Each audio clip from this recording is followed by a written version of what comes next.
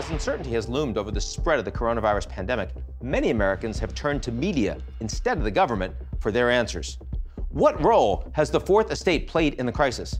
Has the media been an indispensable source of information, or has it spread the kind of falsehoods that get people killed? Or is that a complete false dichotomy?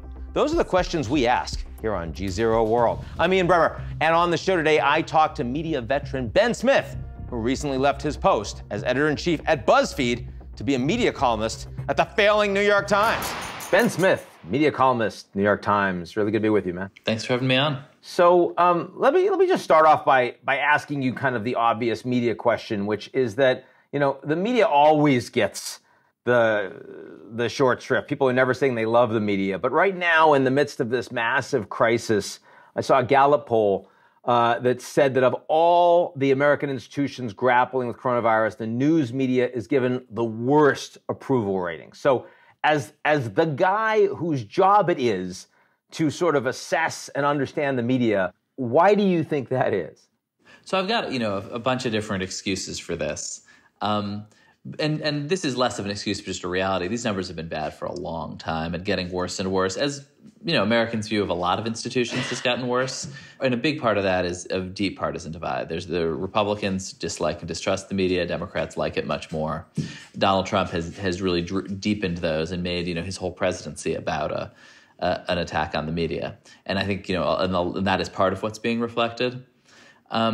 I also think, though, that we bear our share of the blame. I think, the American media right now processes every story. And when I say the media, I think my head and a lot of people's head goes to cable news. For a lot of people, if you say, do you trust your local blog? Do you trust your local newspaper? Do you trust your local public radio station? Your favorite local weatherman? They mostly say yes. But when you say the media, you're thinking cable news. And I think cable news processes a lot of these stories as political stories. And that really proved particularly wrong in this moment. For Fox News, which I think made this really catastrophic mistake in late February, early March, that meant saying the main story here is another partisan attack on Donald Trump. So all the talk about coronavirus being so much more deadly doesn't reflect reality. Democrats, what do? They want to use a deadly virus as a political weapon against the president. This is yet another attempt to impeach the president. Even if you think the criticism of him was unfair, which they do, I don't, it obviously is not as important a story as this global pandemic. And I think, a lot of the rest of cable news processed new information as see more evidence that Donald Trump is a terrible president, which, again, may be true, but not the big story. But not the story, yeah, because if you think about the crisis now, and this is, without question, the biggest crisis since World War II, the crisis is not the president. The crisis is this horrible global virus. And the news organizations are going to be the place where, in a crisis, people are getting their information from the folks that they do actually really trust, the doctors, the scientists, right? That's what they should be doing. And I guess what I hear you saying is that part of the problem is that the media organizations aren't actually widening the aperture suitably to cover the whole story. Instead, they're still spending too much of their time focusing on Trump. Yeah, and it's not easy to widen the aperture away from Trump. He's this incredible gravitational force. He's basically a television producer who's making lots of highly entertaining content for us all. And his decisions really matter. The mistakes he's made, are going to wind up having massive consequences. And it's not just Trump, right? It's partly just, it's in a big national crisis. Nobody is saying, we have a big national crisis. What does the governor of Washington say? People do want to know what the president has to say. He was so feckless in his public appearances in those early days that there was this, I think, both sense of, gosh, maybe we should totally tune him out, but also, oh my God, what's he going to say next? You've said that these news organizations, shouldn't take the bait. But, you also wonder, when President Trump is having a press conference and, he's literally attacking those journalists directly. You've said repeatedly that you think that some of the equipment that governors are requesting, they don't actually need. You said New York might not need 30,000. You said it on Sean Hannity's Fox News. The question to you is, how is that going to impact? Excuse me, you didn't hear me. That's why you used to work for the Times and now you work for somebody else. Don't Mr. President, my question is... Don't be threatening. Because, that's kind of where he's getting the media juice and play from doing it. They all just jump on it. How do you avoid that? You can't totally avoid it, but I think it's basically a matter of proportion. You have thousands of reporters, or hundreds of reporters, dozens of reporters, however many you got. The biggest story in the country is not President Trump being a jerk to a reporter. It's this pandemic. And that doesn't mean you don't cover it. It doesn't mean you don't also kind of understand why he's doing it and the kind of show he's trying to put on, why this is working. Because those are important stories, but probably not the biggest story today. There's even been talk about, from some of the, folks that really don't like him, maybe we shouldn't be covering his live press conferences every day. And of course, before they were saying he's not giving us any press conferences. He's not talking now, of course, surfeit of riches from that perspective. Yeah, it's a tricky question. And what's the ideal sort of way for the media to behave as a piece of public health infrastructure rather than as, an entertainment network? And I'm sure none of us are doing it perfectly.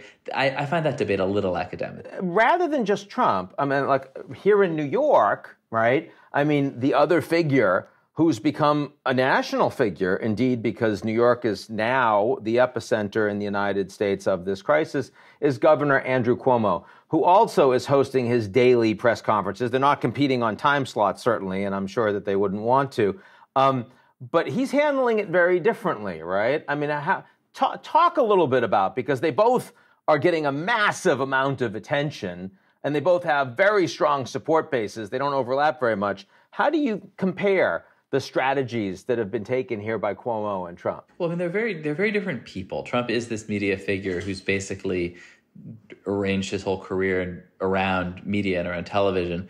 Cuomo, is a guy who's not particularly loved, not even particularly liked, more feared than anything else in New York State.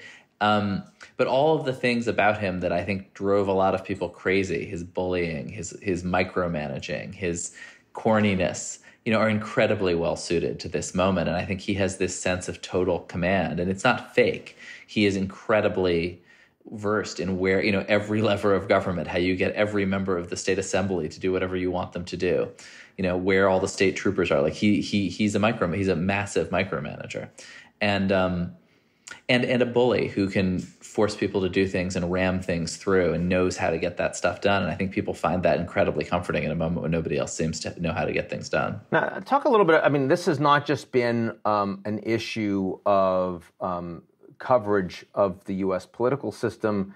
It's also been an issue of different narratives, radically different narratives, different countries around the world.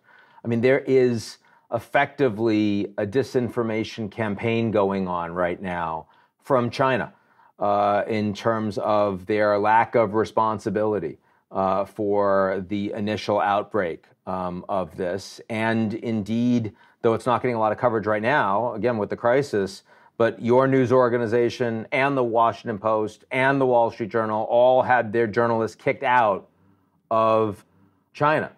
And by the way, the New York Times had some of the more sympathetic coverage out there in terms of the Chinese piece of this story. Talk a little bit about the disinformation campaign and how you read China versus the U.S. in all of this. Yeah, I think this is a huge and mostly undercovered story, because when people talk about disinformation on the internet, often they're thinking about posts telling people to drink bleach, and the social platforms have been pretty good at stamping those out. But there is this, high-level argument going on where I think China is putting a lot of energy into painting. It's sort of essentially saying that, look, these democracies can't handle a crisis, and look how great we're doing.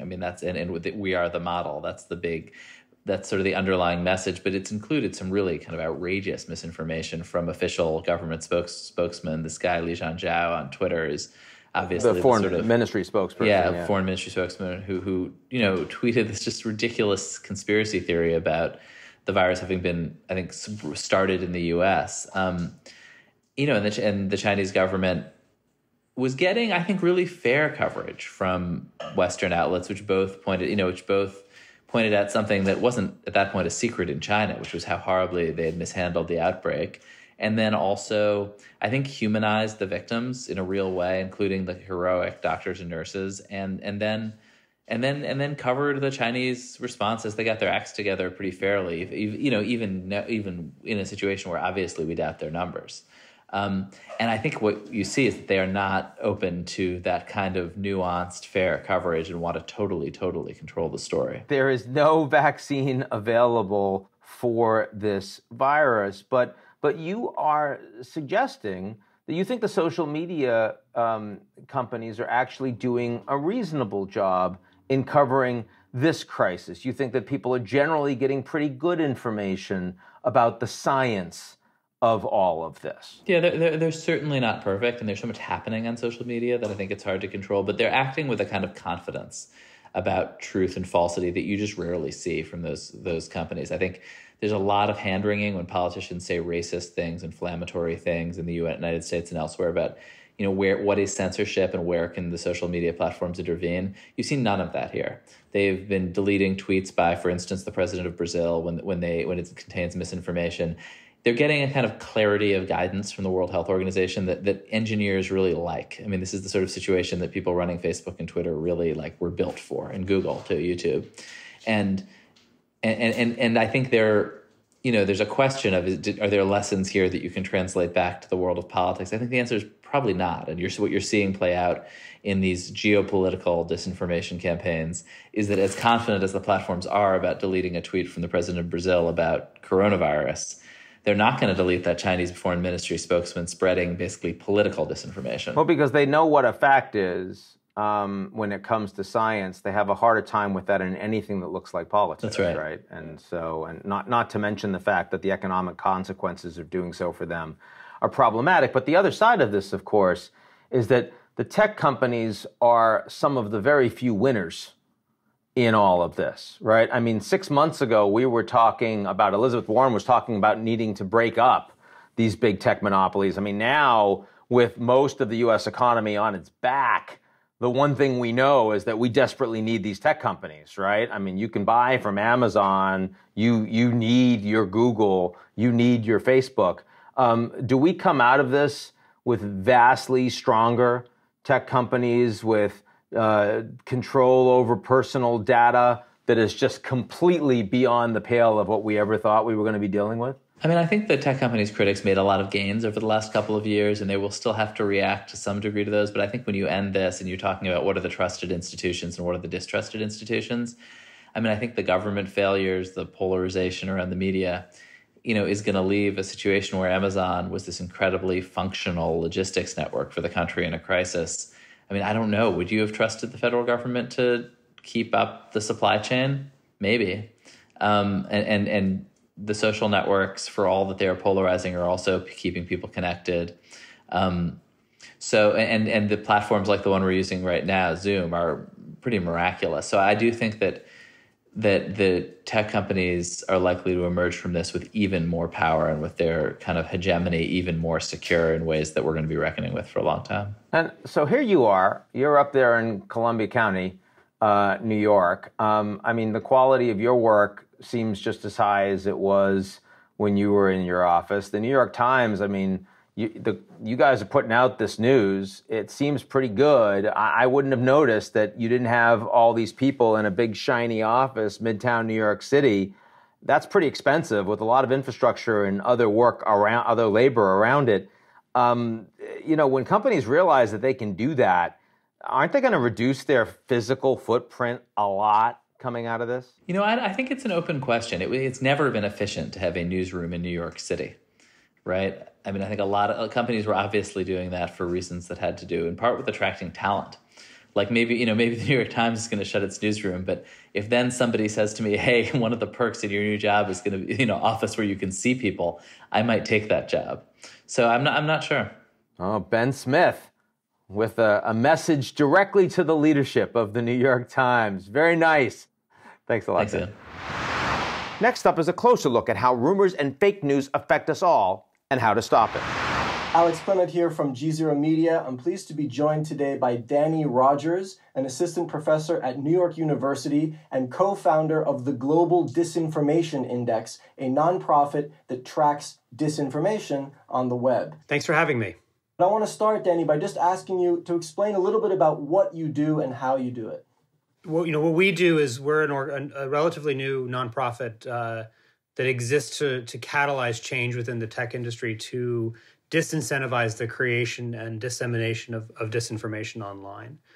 So we do that through a variety of projects. We have an intelligence function where we track various adversarial narratives and examples of disinformation in various themes across the web. We work with platforms, governments, ad tech companies, and other partners to try to really get ahead of this problem. So you will call up, say, Facebook or Google and say, hey, guys, there's some disinformation here you might want to take a look at and take down. You'll go to that level of specificity, or how does it work? I mean, we've worked with the platforms before to say, for example, hey, here's a bunch of, we're tracking we just put a blog post up recently tracking various coronavirus-related disinformation, on the open web, and calling out, here are all the ad tech companies that are, subsidizing this stuff inadvertently, and then working with those ad tech companies to demonetize that content. Are they responsive? Sometimes, yes. It depends on the situation, but I think fundamentally there's a business model conflict that we're always coming up against, where it's more, especially at the platform level, there's a strong trend to maintain sort of quote neutrality. There's a strong business incentive for them to try to kind of spread the monetization tools and the platforming tools as far and wide as possible, and I think we're seeing the consequences of that now. You've spoken of the coronavirus crisis as the Super Bowl of disinformation. Can you explain a little bit about what you mean by that? So you have everyone coming out of the woodwork, from the sort of lower level, people peddling bunk cures, people exploiting the chaos at the geopolitical level, and even people in centralized authoritative positions, putting out disinformation of their own. And so it's really testing the limits of all of the interventions. And we're seeing the platforms try harder, I think, because, like I said, no one's on the side of the virus here. And so, platforms are definitely taking more aggressive action than they've taken in, say, the political sphere. But it's also putting into relief the limitations of the things the platforms have been capable of, in terms of playing whack-a-mole with the different conspiracy theories and different pieces of content. The people I know who are working in that space are working harder than ever, and still very much behind. So I want to ask you a little bit about the specific, you touched on this a bit, but what are the different kinds of disinformation that we're seeing right now? Yeah, sure. So I think it's sort of maybe 2 or 3 different categories. One is obviously the bunk cure stuff. The people are out there saying if you drink this bleach solution or take that vitamin C pill, you're safe, et cetera. People have used to blow a hairdryer up your nose. Of doing that. So you hold a blow dryer in front of your face and you inhale with your nose, and it kills all the viruses in your nose. Should not use a hairdryer to cure myself of coronavirus. I would advise, I'm not a medical professional, but I would probably advise against it. Good.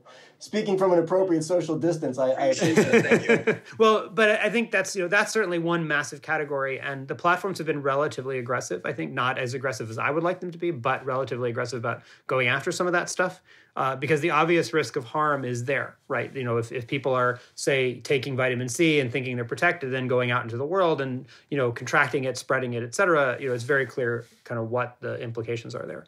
I think the other category is kind of the people who are weaponizing the conspiracy theories around this. So, whether, where it emerged, what whether it was intentional, et cetera, are being used at both the geopolitical context in between kind of national or state level actors to sort of pin the blame on different sides and different rivalries. But also, most unfortunately, to inflame or exploit kind of racial tensions, right? We've seen even this today and this past week, people using this as an excuse to commit, racist acts of violence, et cetera, which is, I think, one of the most unfortunate categories of this kind of stuff where it's being weaponized in that sense. And then, I think there's just the people who are exploiting it to create general chaos and mass terror, and jumping on that bandwagon. And we've seen examples of, various, say, white nationalist actors, et cetera, sort of saying, oh, here's our chance to sow more confusion, to commit acts of violence, et cetera. And definitely been some well-documented examples of that, too. Danny Rogers, co-founder of the Global Disinformation Index, thank you so much for joining us. Thanks. That's our show for today. If you like what you've seen, head to GZEROmedia.com for more.